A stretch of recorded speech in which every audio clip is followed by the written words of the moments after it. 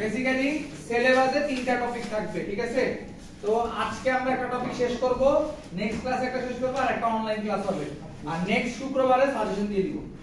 পরীক্ষার এক সপ্তাহ আগে সাজেশন দিয়ে দিতেছি, সুন্দর করে ভালো করে পড়ে আসবে, ঠিক আছে? তাহলে একটা টপিক আমরা কি এখন প্রথম টপিকটা আমরা আজকে যেটা শেষ করব সেটা কি?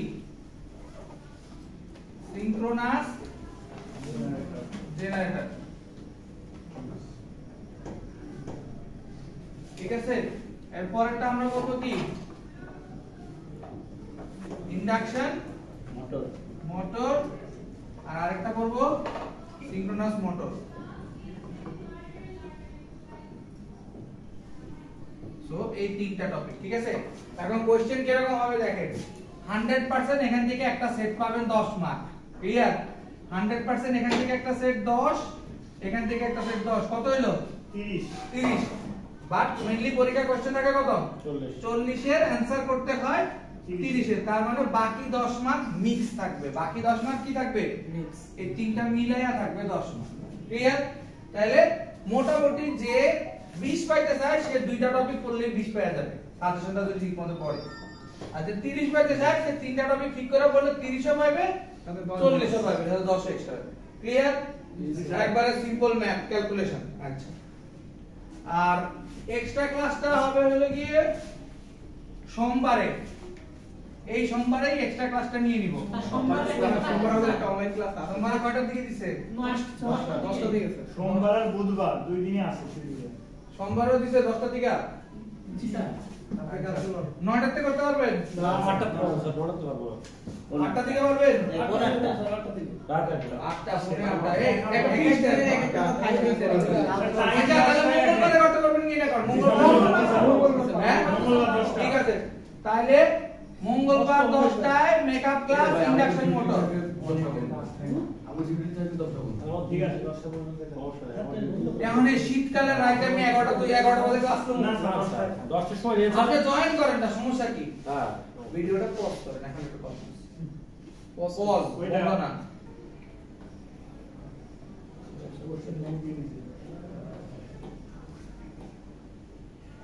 अरे भाई अब यार क्यों না আজকে না আমি বসে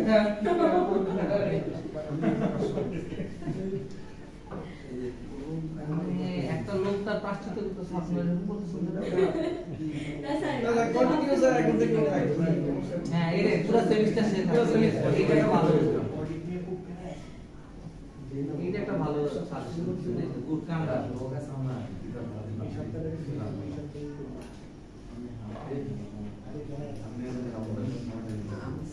আচ্ছা, আমরা কি এটা পড়ছিলাম?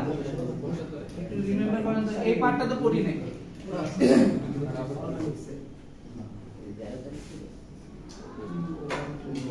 সমস্যা আছে এটা স্যার একা একা স্যার ক্লাস করে সেই পার্টটা পড়ছিলাম আমরা, এটা পড়ছিলাম, এটা পড়ি নাই। আচ্ছা ঠিক আছে, আজকে এটা পড়বো, ঠিক আছে? লাস্টের দিকে ভিডিওটা প্লে করব, সিনেমা আমরা লাস্টে দেখি, আজকে আগে পড়ে নিই, কারণ পরে সিনেমা দেখতে গিয়ে টাইম নষ্ট হয়ে গেলে পরে লেখাপড়া বিপদ। আচ্ছা, আমরা তো ফার্স্টে পড়ছি যে এক্সাইটেশন সিস্টেমটা কি, এটা তো পড়ছি, রাইট? আচ্ছা, এখন হলো ব্রাশ কি, আর ব্রাশ থাকলে কি হয় আর না থাকলে কি হয়, দেখি বলেন তো। একটু সাধারণভাবে চিন্তা করেন, যে কোনো কিছু পড়বেন যখন চেষ্টা করবেন যে ওইটাকে একটু ভিজুয়ালাইজ করা। ধরেন ব্রাশ, এখন এটা তো দাঁত মাজার ব্রাশ না, রাইট? Carbon brush. তাহলে এই ব্রাশ থাকলে সুবিধাটা কি আর না থাকলে সুবিধা কি? বা কার্বন, এখন ওখানে কার্বনই কেন ব্যবহার করেছে? অন্য কোনো ইয়া ব্যবহার করা যেত না? অবশ্যই যেত, কিন্তু কার্বন কেন ব্যবহার করেছে? তার মানে কি কার্বনটা কি, তার একটা গুণাবলী আছে, গুণাবলীটা কি? গরম হলে তার রেজিস্ট্যান্সটা কমে যায়। আচ্ছা, তাহলে এখন কার্বনের ব্রাশ দিলে কি লাভ হইছে আর না দিলে কি বলেন? এটা জানি না আর বিদ্যুৎ প্রবাহ পরিবহন করার জন্য কি হবে? কাছাকাছি গেছেন একটু, আর একটু ইঞ্জিনিয়ারের কথা চিন্তা করতে হবে। ওই কার্বন না যে ইয়ার সাথে এটা ক্ষয় হয় না আর কি। হ্যাঁ, কারণ কি দেখেন, কার্বনের আপনি জানি না দেখছেন কিনা, এই যে সাইকেল চালান না আপনারা, সাইকেল? জি স্যার। এখন অনেকগুলা সাইকেল আছে দেখবেন যে কার্বন ন্যানো ফাইবারের তৈরি বলা হয়, কারণ কি ওটা প্রচন্ড, হ্যাঁ কার্বন ফাইবার, কারণ অনেক হালকা। গাড়ি এটার সবচেয়ে বড় মেইন কারণ হলো কার্বন ব্রাশ করার মেইন কারণ ইউজটা হলো যে হালকা, কারণ অলরেডি আপনার স্ট্যাটর আর রোটরের কিন্তু সাইজ প্লাস ওজন কিন্তু অনেক থাকে। এর ভিতরে এখন আপনি যদি আরেকটা ব্রাশ এনে এর ওজন আরো বাড়ায় দেন তখন কিন্তু আপনার ওই নরমালি এটা কি জেনারেটর, তো তাহলে তো আর ওই যে বিয়ের অনুষ্ঠানে এই জেনারেটর গুলো তো টানা যাবে না, কারণ ওটার ভার বাইরে যাবে। এক, দুই নাম্বার হলো তার ইনসুলেশন ক্যাপাবিলিটি। ইনসুলেশন ক্যাপাবিলিটিটা কি? এই যে ধরেন তারগুলা, যে বড় বড় হাই ভোল্টেজ লাইনের যে তারগুলা কালো কালার হয়, ওইটা কি আসলে ওইটা তো কার্বন, রাইট? কেন দিছে? কারণ কি তার পরিবাহী ক্ষমতা অনেক বেশি, সে অনেকক্ষণ ধরে রেজিস্টিভিটি ধরে রাখতে পারবে, ঠিক আছে? তাহলে এখন দেখেন, তাহলে দুই ধরনের সিস্টেম আছে, একটা হলো excitation system with the brush আর একটা হলো ব্রাশলেস। তার মানে যেটাতে ব্রাশ আছে ওখানে কার্বন ব্রাশ অবশ্যই আছে, আর একটা যেটা ব্রাশলেস মানে সেখানে ব্রাশটা নাই। এখন কোশ্চেন হইতে পারে যে স্যার একটাতে ব্রাশ আছে আর একটাতে ব্রাশ নাই, তাহলে ব্রাশ আলাদাই ভালো, তাহলে ব্রাশলেসটা কেন ব্যবহার করব? কোশ্চেন হইতে পারে না, এটা তো সাধারণ মানুষের একটা কোশ্চেন থাকতেই পারে। এইটার পিছনে কারণটা কি হতে পারে যে ব্রাশ নেই, তাহলে ওটা কেন ব্যবহার করব? ব্রাশের বদলে এভিয়ার লাগানো আছে। ঠিক আছে, তো এভিআর লাগানো আছে, কিন্তু কেন? স্যার হোটেল ড্রপটা ব্রাশের কাজ তো স্যার যে ঘূর্ণনের সময় ভোল্টেজটা উৎপাদন করে দেয়, উৎপাদন করে দেবে। আর ওই আপনার এভিয়ার সেম কাজটাই করে। কিন্তু পার্থক্যটা কোথায় তাহলে? এভিআর কেন ইউজ করলাম আর এখানে ব্রাশ কেন ইউজ করলাম? ডিফারেন্সটা কোথায় বলে? এটা তো ধরেন আপনি একটা প্রোডাক্ট বিক্রি করতে গেলে দুইটা তো দুই ধরনের বৈশিষ্ট্য তো বলবেনই, রাইট? স্যার আমার মনে হয় যে ব্রাশ স্যার যে ডিসি কারেন্টের ক্ষেত্রে কমিউটেটর ব্যবহার করা হয়। না, এত ডিপে যায় না, কিন্তু সাধারণ ভাবে বলেন কম্পিউটারের মধ্যে এগুলো অনেক বেশি ডিপে চলে যায়, মানে ধরেন সবাই বুঝবে এরকম একটা সাধারণ অ্যানসার। আপনি যেটা বলছেন ওটা ঠিক আছে, ওটা রং কোনো কিছুই না, বাট একটু সিম্পলিফাইড করে। কারণ হলো কি, ধরেন ওগুলো তো হলো ধরেন বই পুস্তকের কথা, আমি তো বলছি যে আমরা একটু 3D স্টাইলে ব্যবহার করব, ওই যে জিপার আপ ডাউন মেশিন ওইভাবে করবো, কারণ ওইভাবে বললাম জিনিসটা মাথায় থাকবে। কম্পিউটার মডেল বহুত কিছু, কম্পিউটার বানানি সবাই ভুল করে লিখতে গিয়ে, যেটা বাস্তব সত্যি কথা। একটু সিম্পলিফাইড করে যে একটাতে এভিআর লাগানো আছে আর একটাতে ব্রাশ আছে, তাহলে পার্থক্যটা কোথায় হচ্ছে? খরচাপাতি বা ভোল্টেজ কিভাবে কি হচ্ছে বা কি হচ্ছে না, এটা বলেন তো দেখি। অল্প ভোল্টেজের ক্ষেত্রে স্যার ইয়ে লাগানো থাকে, ব্রাশ লাগানো থাকে, হাই ভোল্টেজের ক্ষেত্রে এভিআর লাগানো হয়। AVR লাগানো এটা হয়। অনেক সেন্সর ভোল্টেজ রেগুলেটর। বুঝছেন? এখন হিন্টস, এখন দেখেন আপনার কম্পিউটারটা ইজি বুঝতে না এটা ইজি বুঝতে, এটা স্যার এটা এখন মনে রাখবে, এটা খাতায় লেখা যাবে, ক্লিয়ার? সো মেইন পার্থক্যটা ওইখানে, যে এভিআর আর ব্রাশের মধ্যে পার্থক্যটা ওইখানে, যে ভোল্টেজের স্পেসিফিকেশনের উপরে ডিপেন্ড করে আমি আলাদা আলাদা এক্সাইটেশন সিস্টেমটা বানাইছি, ক্লিয়ার? এখন এখানে অনেক কিছু লেখা আছে, এগুলো আমরা একটু রিডিং করব, পরে পরে প্রত্যেকটা লাইন বোঝার চেষ্টা করব, কারণ এই কথাগুলো ওই যে বইয়ের ভাষা এজ ইউজুয়াল। যতই আমরা 3 ইডিয়ট জানি কেন, ঘুরে ফিরে আমাদেরকে বইতে একটু ফিরে আসতে হবে, ঠিক আছে? তাহলে এখন দেখেন, তাহলে প্রথমে কি বলছে, এটা বলছে excitation system with a brush. তাহলে কি বলছে, স্লিপ রিংস আর metal rings completely encircling the shaft of a machine but insulated from it। তার মানে insulated from it মানে কি? completely encircling the shaft মানে শ্যাফটের পুরা সাইডে ঘোরানো, এনসার্কেল করা মানে সাইডে মোড়ানো, কিন্তু কি বলছে বাট ইনসুলেটেড, তার মানে মোড়ানো হইলো কি হইছে, মাঝখানে ওই যে একটা লেয়ার দেওয়া আছে। আচ্ছা, তারপরে কি বলছে, one end of the DC rotor winding is tied each of the two slip rings of the shaft and of the synchronization। মানে একটা পাশ কি করছে, রোটরের উইন্ডিং এর সাথে টাই করা, বাঁধা। আচ্ছা, তারপরে বলছে and stationary brush rides on the axis। তার মানে যে স্টেশনারি, এখানে কোশ্চেনটা হলো স্টেশনারি জিনিসটার কথা মানে কি বলেন?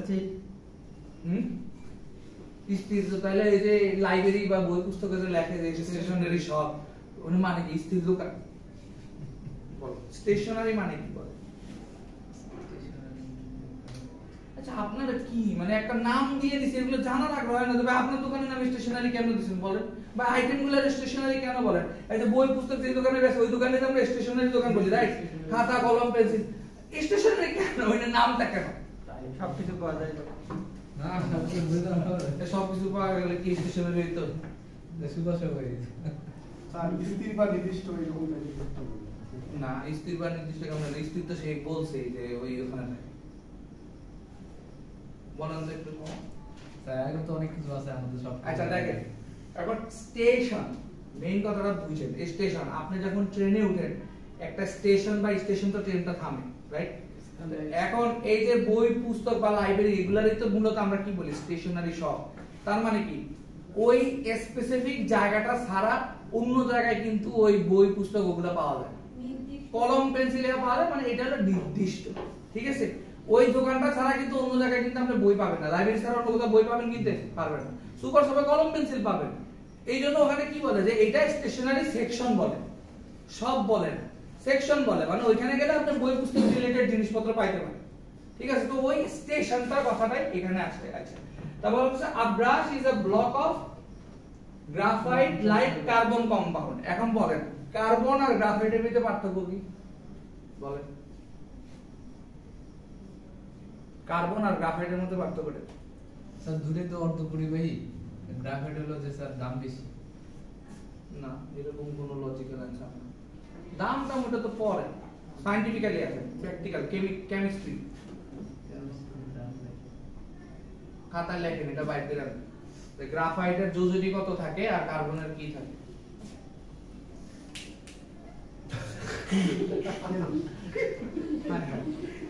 ফার্স্ট বেঞ্চে বসে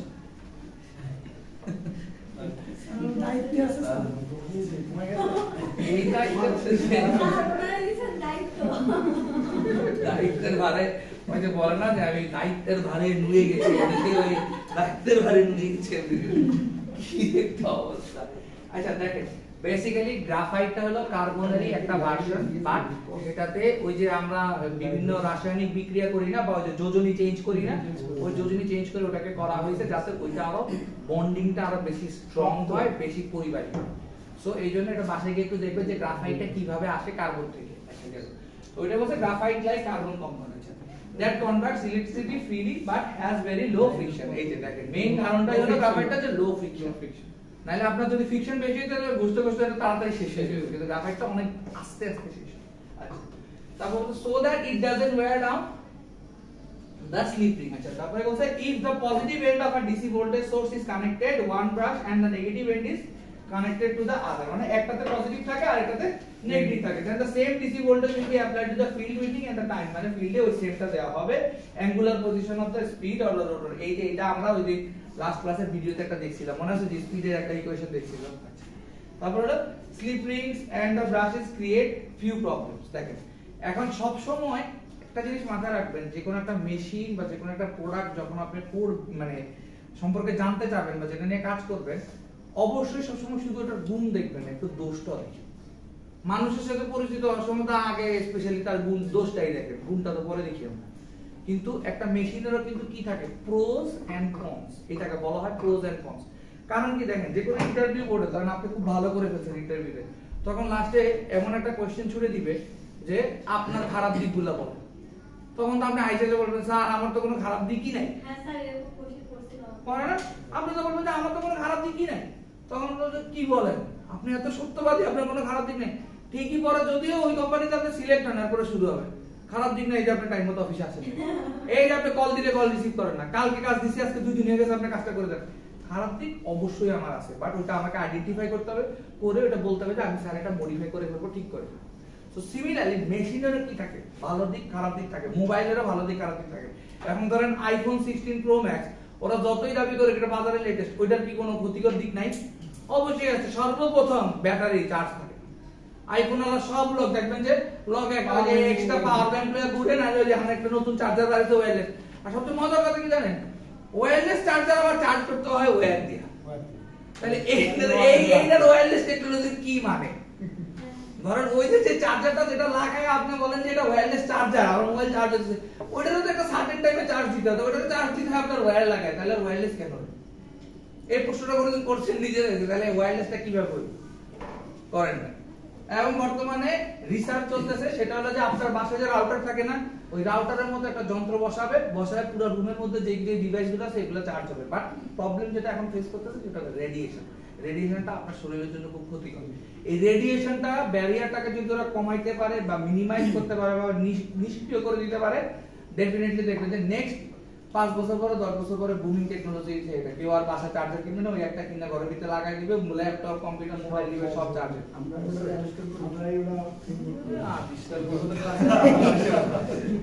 আচ্ছা, তো ওই জন্য এখানে বলতে slip rings and brushes create few problems. তাহলে কি প্রবলেম ক্রিয়েট করে দেখেন, when they are used to supply DC power to the field windings of a synchronous machine, they increase the amount of maintenance required। তার মানে কি, মেইনটেনেন্সের খরচটা কি করে বাড়ায় দেয়। কারণ কি দেখেন এই যে স্লিপ রিংস আর ব্রাশ এগুলো কিসের ওই যে কার্বনের তৈরি। এখন আমি কি বলছি যে ঘর্ষণ হবে, ঘর্ষণ হলে কি হবে ক্ষয় হবে। যতই আমি গ্রাফাইট ইউজ করি আর যাই করি একটা না একটা পর্যায়ে ঘর্ষণে শেষ হয়ে যাবে। কিন্তু আমার ওই যে এভিআর যেটা এভিআরটা আনটিল আনলেস আমার নষ্ট না হওয়া পর্যন্ত আমার চেঞ্জ করা লাগতেছে না, রাইট? তো এটা কিন্তু ঘর্ষণের পরে একটা সময় হবে, আর যে জিনিস ঘুরবে সেখানে তো ঘর্ষণ হবেই। তো ওইটার জন্য আমার কি হয় একটা সার্টেন মেইনটেনেন্স কস্ট একটা অ্যামাউন্ট আমাকে আলাদা করে রাখতে হবে। তারপর হচ্ছে they increase the amount of maintenance. আচ্ছা তারপরে কি বলছে আবার এগুলাকে রেগুলার চেক করতে হয় ভাই, রেগুলার কাছে। In addition brush voltages can be drop and the cause of significant power loss. তাহলে মাঝে মাঝে কি ওই যে ক্ষয় যখন যাইতে থাকে লাস্টের দিকে কিন্তু ওর কি হয় এফিশিয়েন্সিটা কমে যায়, ওই জেনারেটরের এফিশিয়েন্সিটা কমে যায়। কারণ কি ভোল্টেজ ড্রপটা ধাপ করে হয়ে যায়। কারণ আমি তো বুঝতে পারি না আসলে কতটুকু ক্ষয় গেছে বা কি কন্ডিশন আছে, কারণ রেগুলার তো আমি প্রতিদিন তো খুলে খুলে চেক করব না। তো ওই একটা প্রবলেম তৈরি হতে পারে, সেটাই বলছে।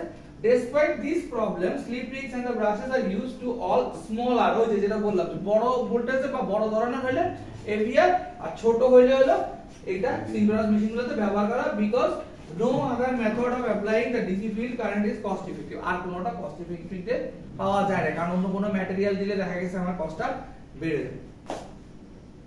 কোনো কোশ্চেন আছে এটা নিয়ে? এখন হলো এখানে ছবি, তাহলে এখন ছবিটা কি দেখেন, ওইটা আমরা কি করছি ব্রাশ সহ, এটা হচ্ছে ব্রাশলেস। এখন এটা ছবি দিয়ে কেন বুঝাইছি, এটাকে ছবি দিয়ে বুঝায় না কেন কে বলতে পারবেন? ওইটা ছবি ছাড়া কেন বুঝেছে, এটা ছবি দিয়ে কেন বুঝেছে? কোনো কারণ? অবশ্যই তো কারণ আছে, সবকিছুর পিছনেই কারণ আছে। কারণটা কি হতে পারে? ছবি অ্যাভেলেবল ছিল না, না এইটা কোনো কারণ না। এটা বোঝানোর জন্য ভালো হয়ে গেছে। বুঝলেন? এবিআর একটা জিনিসের নাম বলছি তো, অটোমেটিক ভোল্টেজ। আচ্ছা বিবিএ ডিপার্টমেন্টে চলে এসে অটোমেটিক ভোল্টেজ রেগুলেশন। এই এবিআর মানে যেটা আমি তো জানি রে বাবা, এটার মানে এটা, কিন্তু বেসিক্যালি এটার কাজটা কি এবারে বলেন। ভোল্টেজ স্যার রেগুলেট করে স্যার, যে পরিমাণ নির্দিষ্ট আমার দরকার ওই পরিমাণ আমি ওই পরিমাণ বাইপাস করে, বেসিক্যালি কি করে বাইপাস করে, যে আমার এতটুকুই দরকার, এর বেশি আমি বাইপাস দিব না, এর বেশি আমি দিব না, আটকাই দিব বাকি, রাইট?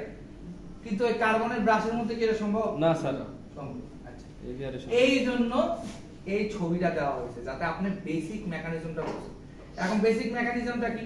নরমালি আমরা কি বলছিলাম, জেনারেটরে কি করে, ওই যে এক ধরনের শক্তি থেকে আরেক ধরনের শক্তিতে কি করি রূপান্তর করি।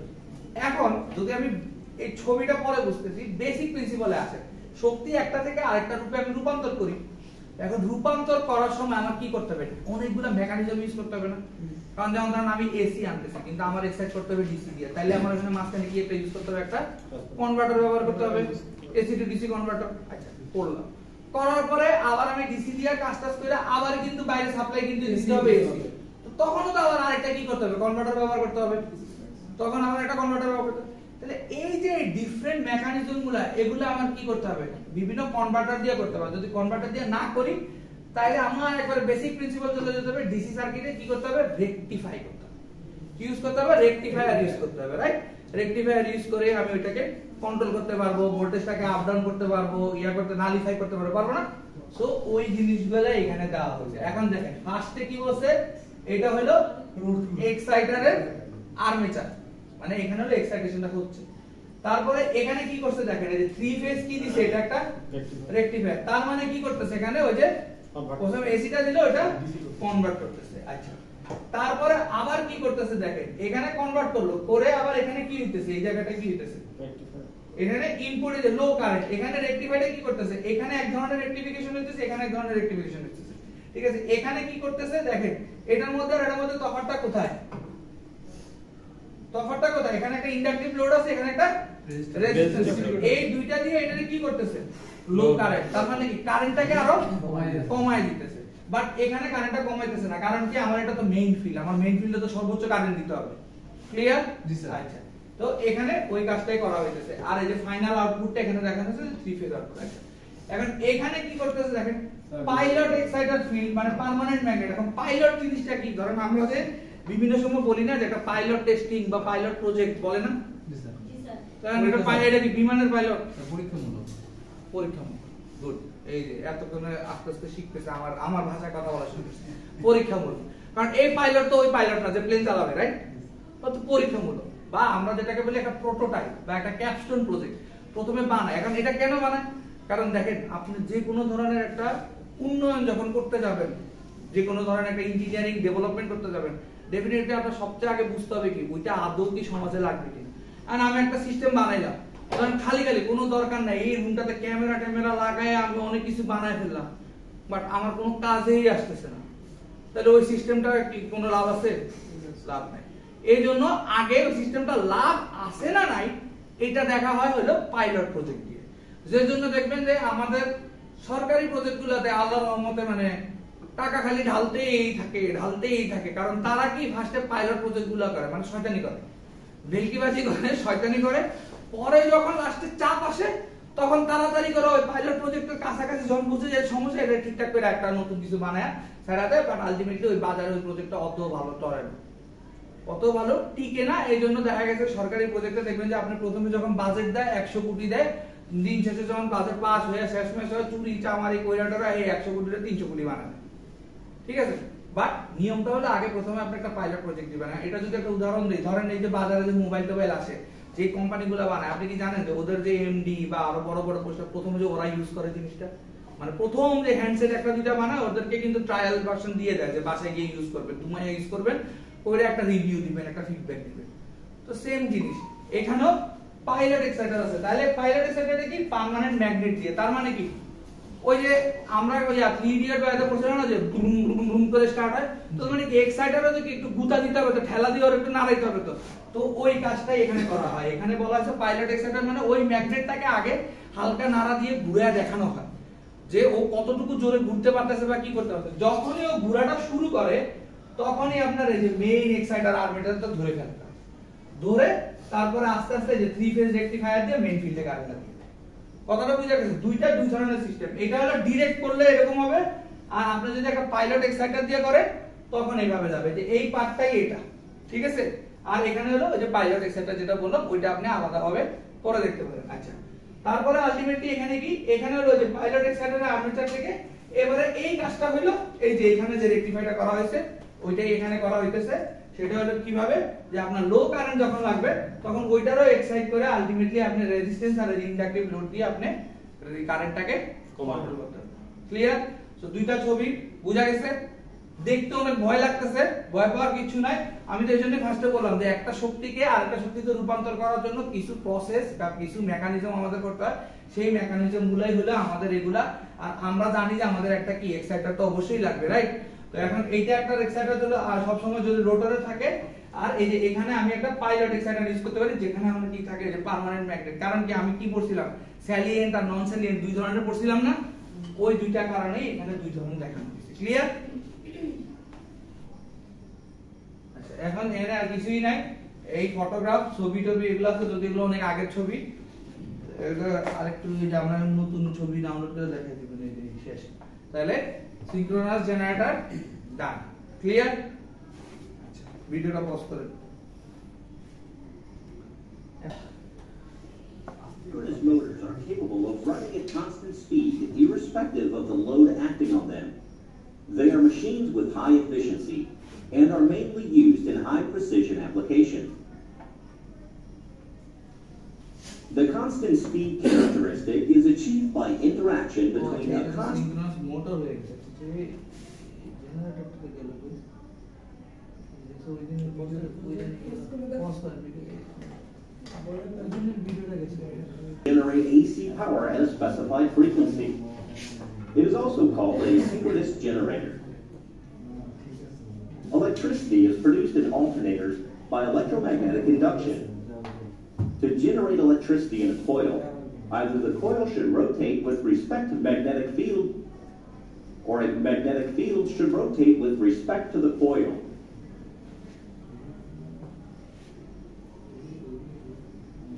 In the case of alternator, the latter approach is used. Rotor and armature coils are the two main parts of an alternator. Rotor produces a rotating magnetic flux, Armature coils are stationary, and rotating magnetic flux associated with the rotor induces electricity in the armature coils. This kind of rotor shown here is known as salient pole rotor. For gaining better insight of its working, let's consider a rotor with just 4 poles. Rotor coils are excited with a DC power source.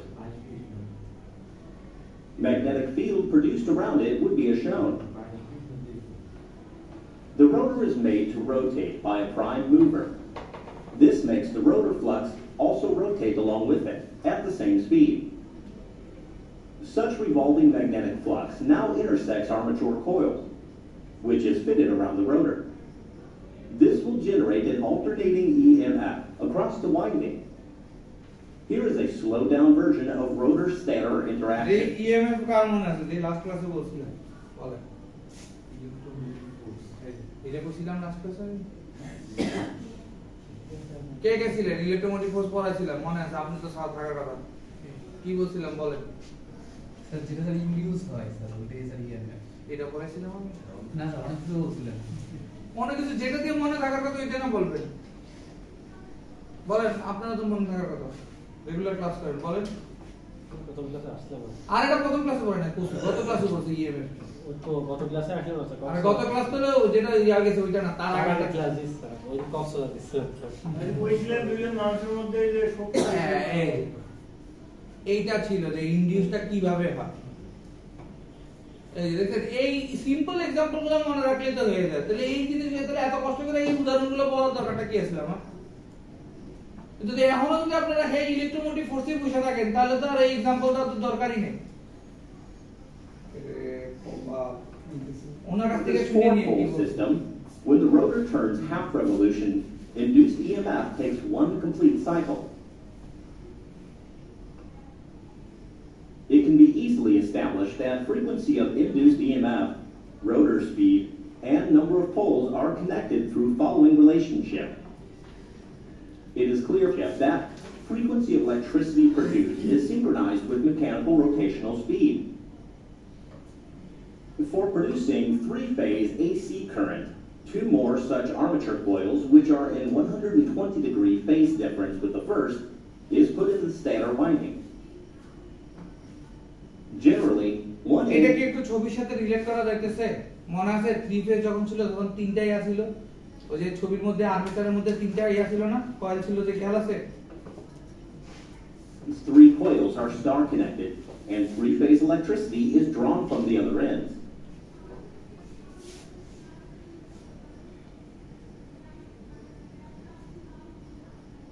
It is clear from this equation that in order to produce 60 Hz electricity, a 4-pole rotor should run at following RPM. Such huge RPM will induce a tremendous centrifugal force on poles of the rotor, and it may fail mechanically over time. So salient pole rotors are generally having 10 to 20 poles, which demands lower RPM. Or salient pole rotors are used when the prime mover rotates at relatively lower RPM.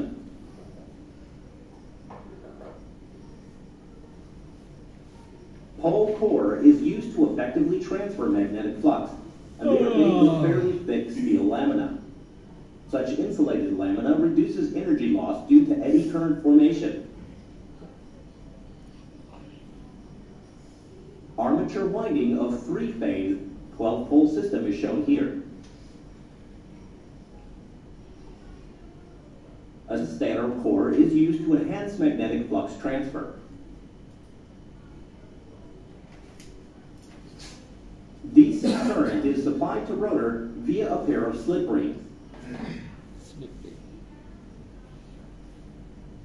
DC current is supplied either from an external source or from a small DC generator, which is fitted on the same prime mover. Such alternators are called self-excited.